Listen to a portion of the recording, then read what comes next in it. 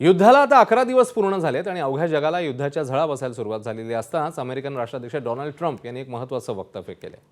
युद्ध लवकरच संपेल, अनेक अर्थाने आम्ही हे युद्ध जिंकलोय असं ट्रम्प यांनी म्हटल्यामुळे लवकरच युद्धाची झळ बसणाऱ्या देशांना मोठा दिलासा मिळणार का पाहणं महत्त्वाचं आहे। इराणचं नौदल वायुदल आम्ही बेचिराख करून टाकलंय। इराणच्या 5000 ठिकाणांवर आम्ही हल्ला केल्याचं ट्रम्प म्हणाले। त्यामुळे ट्रम्प यांचं पुढचं पाऊल नेमकं काय असणार याविषयी जोरदार तर्कवितर्क पाहायला मिळत आहेत।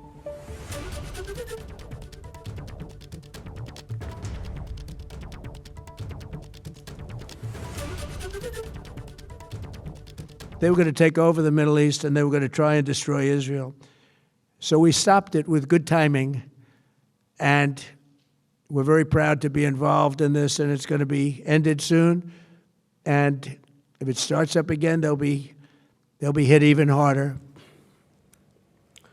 इस्रायल-इराण संघर्षाच्या पार्श्वभूमीवर अमेरिकन अध्यक्ष डोनाल्ड ट्रम्प आणि रशियाचे अध्यक्ष व्लादिमीर पुतिन यांच्यात जवळपास तासभर फोनवरून चर्चा झाली।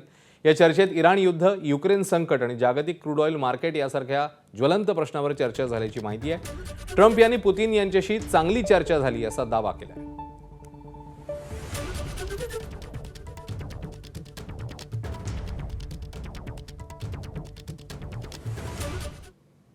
तर अमेरिकन अध्यक्ष डोनाल्ड ट्रम्प यांनी युद्ध संपवण्याची भाषा केल्यावर त्याला आता इराणच्या IRGCने प्रत्युत्तर दिलं।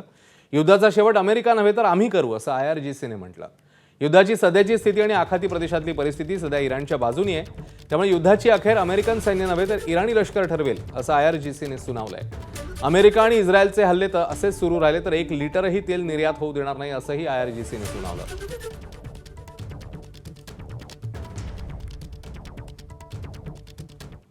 तर हॉर्मुझची सामुद्रधुनी बंद झाल्यानं आखाती देशांसह भारताला मोठा फटका बसलाय। स्ट्रेट ऑफ हॉर्मुझ जवळपास बंद झाल्यानं आता इराण आणखी एका महत्त्वाच्या समुद्री मार्गावर निर्बंध आणण्याचा विचारात आहे अशी माहिती आहे। इराण बाब अल मंदेब या महत्त्वाच्या सामुद्रधुनीतनं जाणाऱ्या जहाजांचा मार्ग रोखण्याच्या तयारीत आहे।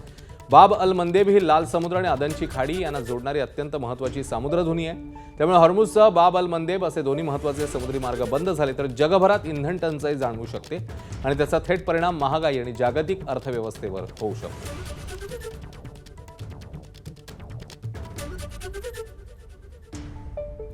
ही बाब अल मंदेबची सामुद्रधुनी नेमकी काय आहे ते बघूया। बाब अल मंदेब हा अरुंद पण अत्यंत महत्त्वाचा समुद्री मार्ग आहे।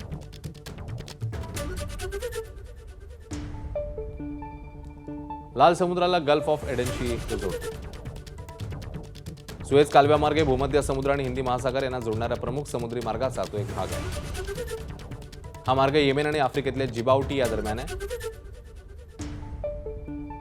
लाखो बॅरल तेल आणि मोठ्या प्रमाणात मालाची या मार्गाने युरोप, आशिया आणि आफ्रिकेदरम्यान वाहतूक होत असते। इकडे अमेरिकेच्या हल्ल्याला प्रत्युत्तर म्हणून इराणने बहारीनमध्ये तेल रिफायनरीवर हल्ला केला। या हल्ल्यानंतर तेल रिफायनरीत आग लागली, त्यामुळे तेल रिफायनरीचं मोठं नुकसान झाल्याचं पाहायला मिळतंय।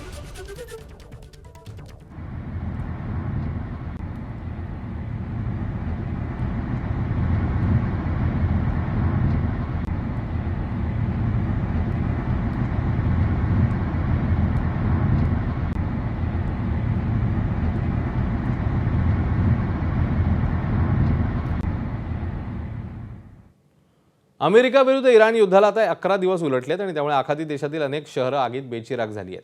तेहरानसह अनेक इराणी शहरं उद्ध्वस्त झाली आहेत। 1332हून अधिक लोकांचा यामध्ये मृत्यू झालाय।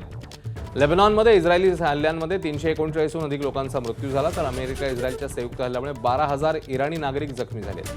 11 दिवसांच्या युद्धात इराणचं नौदल, वायुदल जवळपास संपुष्टात आलंय। इराणची जवळपास 51 जहाजं अमेरिकेने बुडवली आहेत। इराणचे बहुतांश बडे नेते मारले गेले आहेत। इराणच्या सर्वच सरकारी लष्करी मुख्यालयांवर हल्ला करत ती बेचिराख करण्यात आली। एबीपी माझा, उघडा डोळे बघा नीट।